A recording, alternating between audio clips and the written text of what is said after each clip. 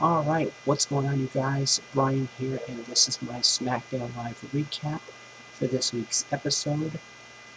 And so let's get started.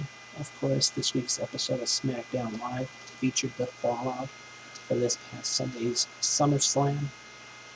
What would happen next between Shane McMahon and Kevin Owens after Kevin Owens defeated Shane McMahon at SummerSlam in a match where if Kevin Owens lost, he would have to quit.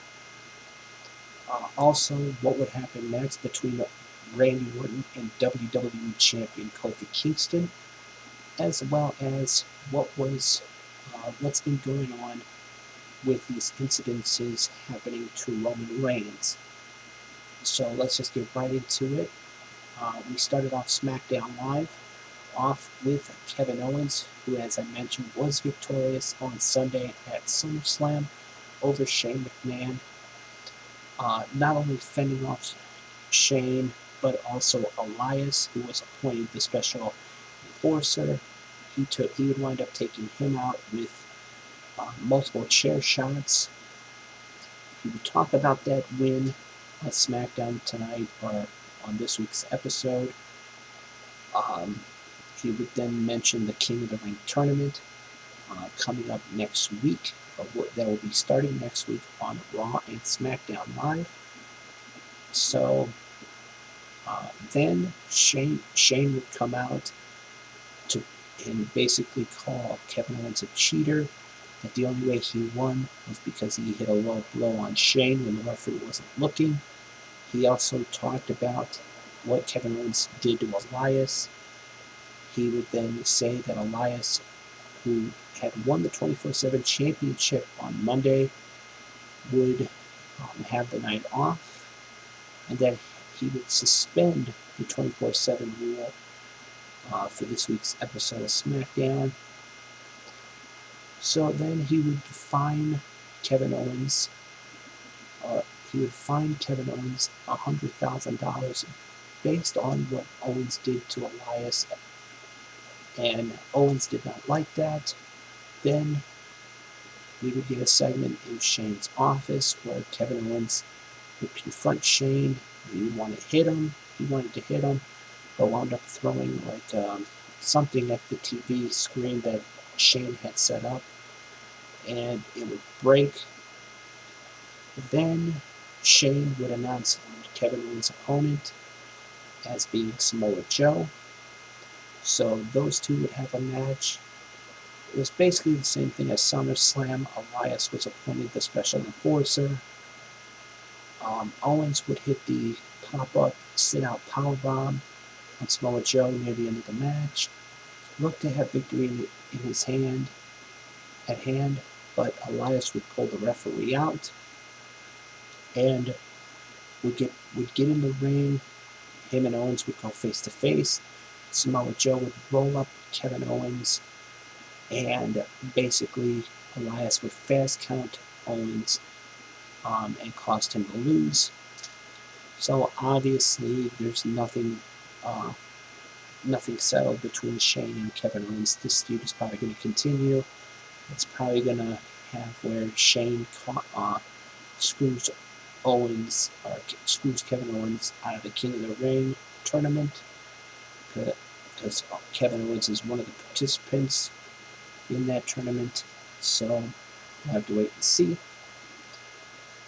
They also talked about the stuff going on with Roman Reigns. Of course, 2 weeks ago on SmackDown Live, Roman would be walking towards the interview area where he would announce his SummerSlam challenge, who he was going to face at SummerSlam. A whole bunch of stuff came down on Roman, like the metal gratings, some cases. Roman would not be hurt. Then last week on Raw, Samoa Joe, who everyone had thought was the one that perpetrated that act, would confront Roman in the parking lot. Roman would then turn and see a car coming towards him. he would jump into his vehicle, and the car with the tinted windows would wind up hitting the side or the back of Roman's car. So a lot of questions as to who was perpetrating that, who had perpetrated that. Then last week on SmackDown, Roman would head into the locker room area. He would tell everybody else to leave except for Buddy Murphy, who Roman had saw in the hallway after all the equipment fell on him, and he thought either he did it or he knew who it was. So, of course, last week, Buddy Murphy would tell Roman that he had nothing to do with it. And I'm sorry, guys, if this video is a little laggy. I don't know what's wrong with my software and stuff, but Buddy Murphy last week would tell Roman he had nothing to do with it, and if he did know who did it, he wouldn't tell him. Roman then would go after him, and then Buddy Murphy would accuse Rowan of being the one that perpetrated all the acts. So then Rowan would attack Buddy Murphy at SummerSlam during the kickoff show and basically tell him that leave his name out of his mouth. Okay. So then, on this week's episode of SmackDown, Buddy Murphy issued a challenge to Roman Reigns to face him.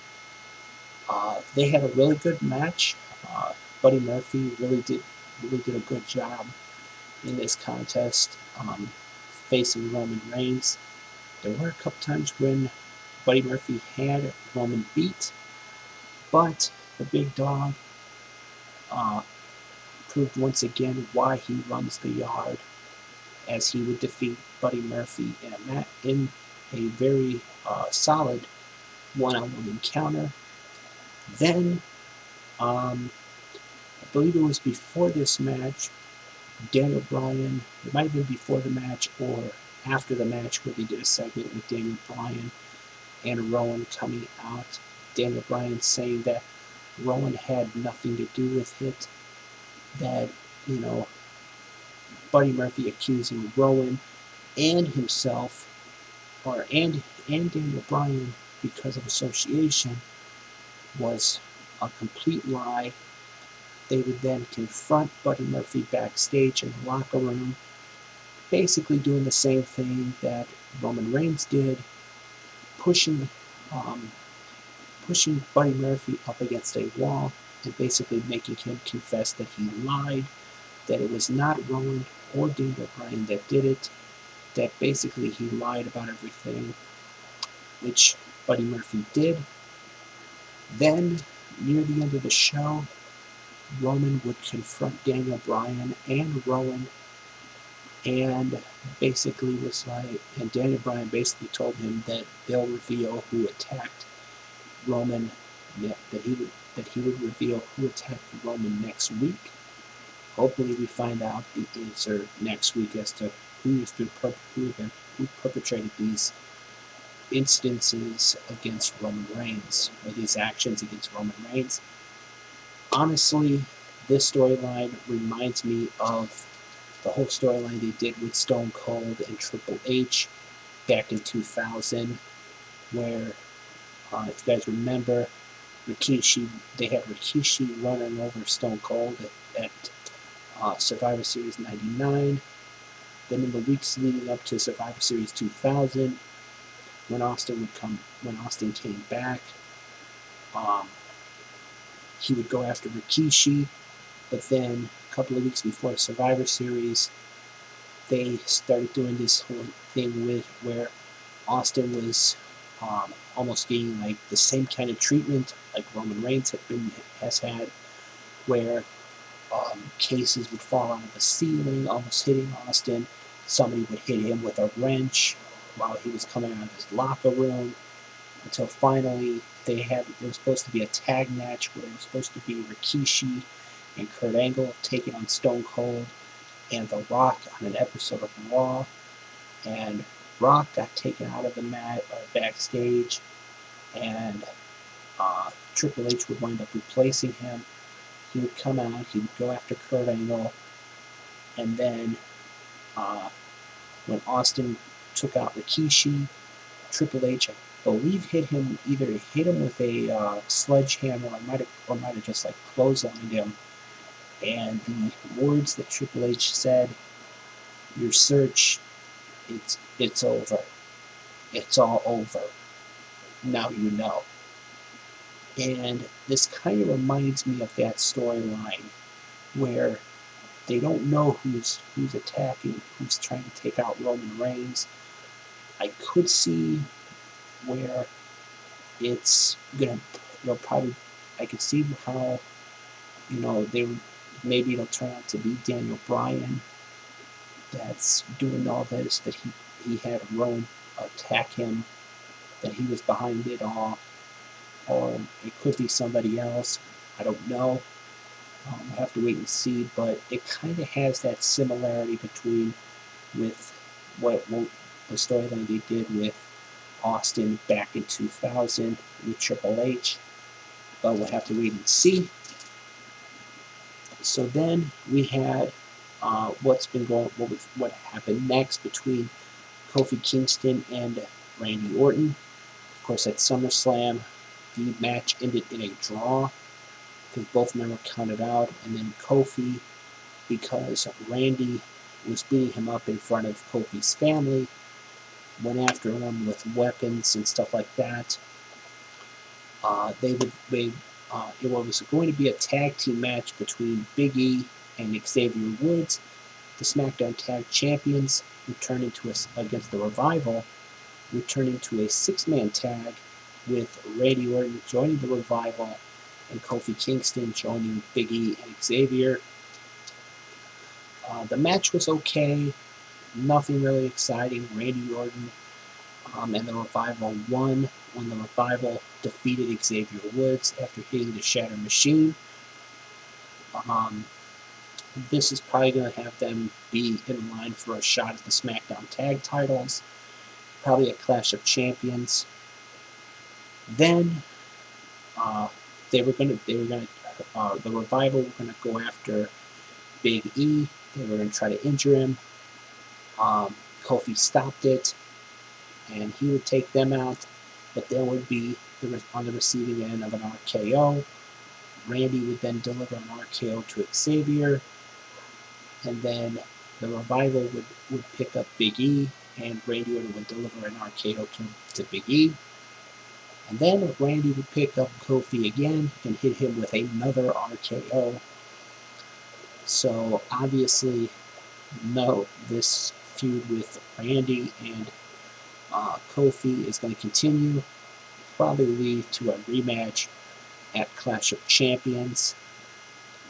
So that was pretty much it for SmackDown.